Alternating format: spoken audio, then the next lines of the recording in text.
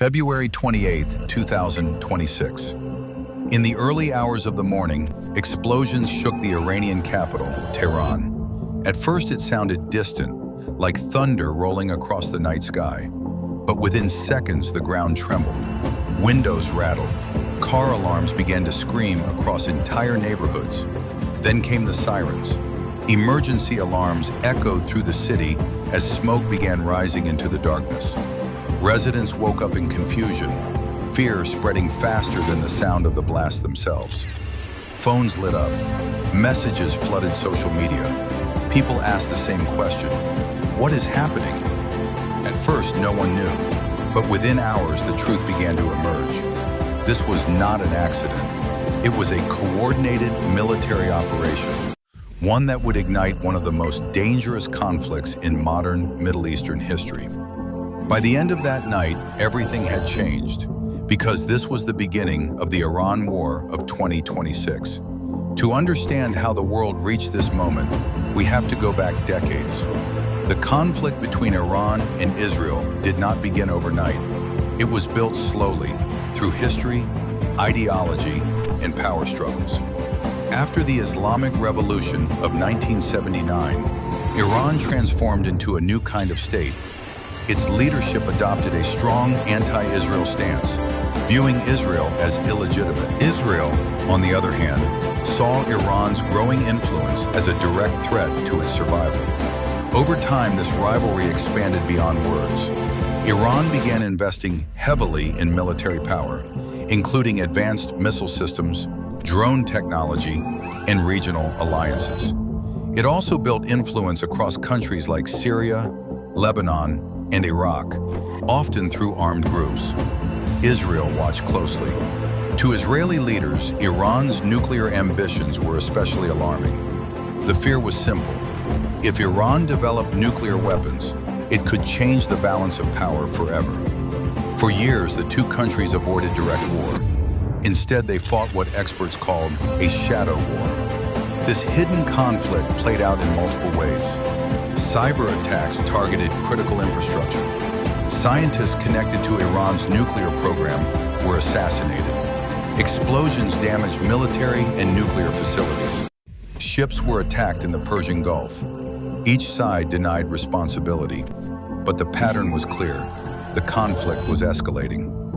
At one point, a mysterious explosion destroyed part of an Iranian nuclear facility.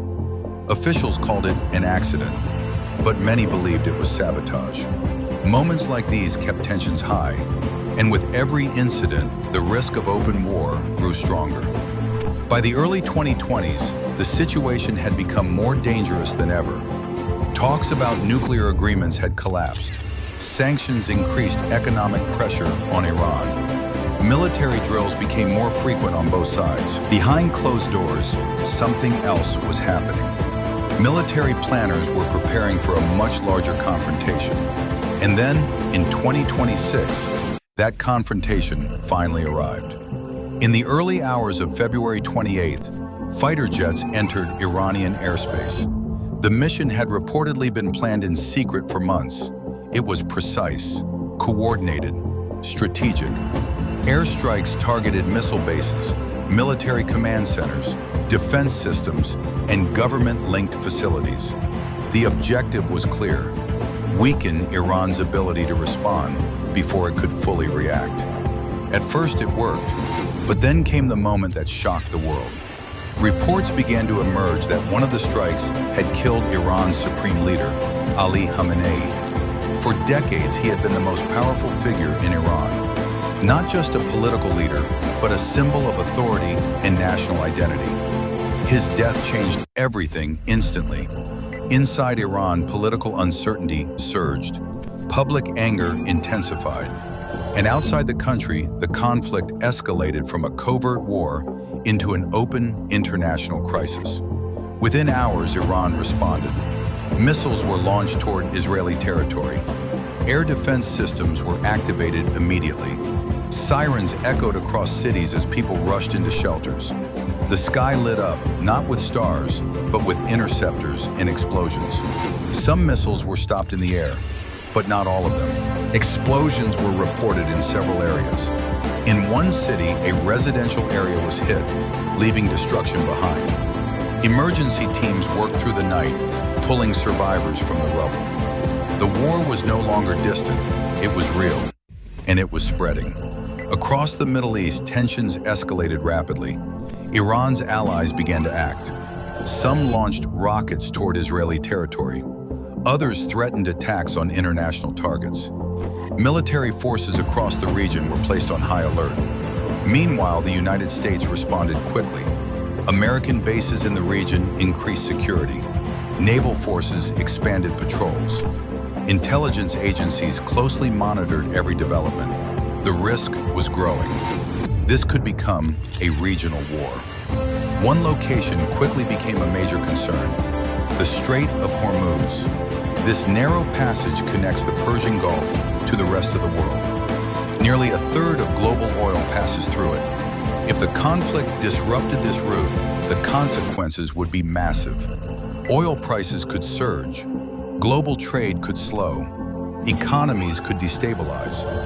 Imagine fuel prices doubling overnight, transport costs rising, food becoming more expensive. This is how a regional conflict becomes a global crisis. So why did this war happen now? Several factors played a role. Iran's growing military power increased fear among its rivals. Nuclear concerns added urgency. Diplomatic efforts had failed, and leaders believed acting now was better than waiting.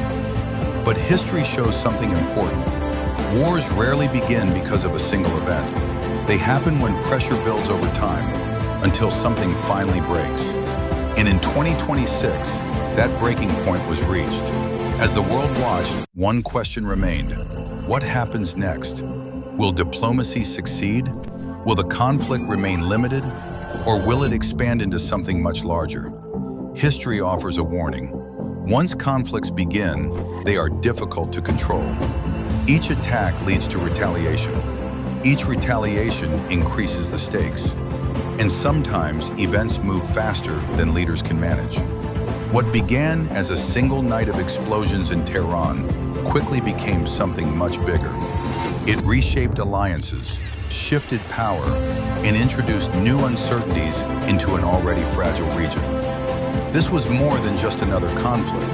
It was a turning point, a moment that future historians may look back on as the beginning of a new era. Because on that night, a chain reaction began, and once it started, there was no easy way to stop it.